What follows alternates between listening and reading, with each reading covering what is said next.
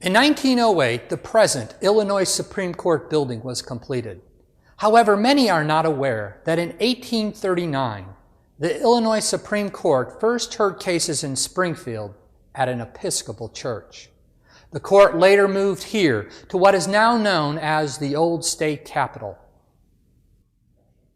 Between 1840 and 1861, Abraham Lincoln appeared before the Illinois Supreme Court in over 300 cases. Many of these cases he argued at the old state capitol.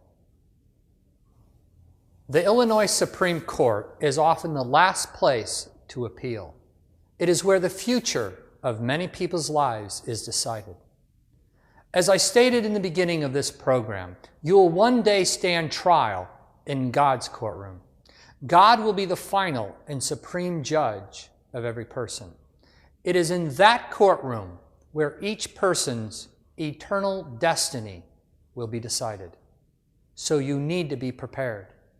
And the only way you can be prepared is to enter a plea agreement with God and accept His offer of a pardon. As best as I can describe it, in human terms, God had a conflict. On the one hand, God must punish sin and extend His wrath and judgment because of His holiness. Every single sin that has ever been committed since the beginning of mankind must be fully punished. On the other hand, God desired to extend His forgiveness, mercy, and compassion because of His loving nature.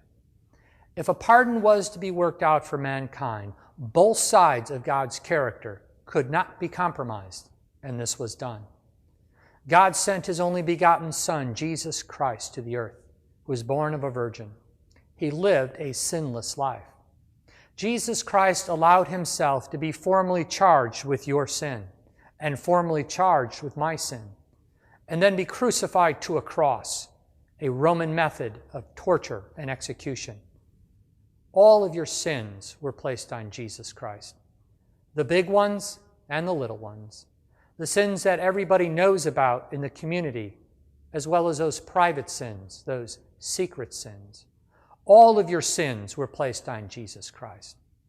God then poured out all of His wrath and all of His judgment that should have been directed toward you, and He directed that wrath and that judgment on His Son in your place.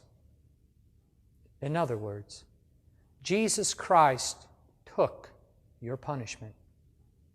Jesus Christ volunteered to be your personal substitute.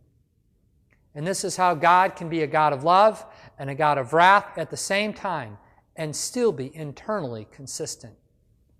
After 3 days, Jesus Christ was resurrected from the dead, proving Himself to be the eternal Son of God. Today, God is offering a pardon to you on the legal premise, and it's a legal premise that the penalty of the charge has been fully paid by Jesus Christ when He shed His blood on the cross.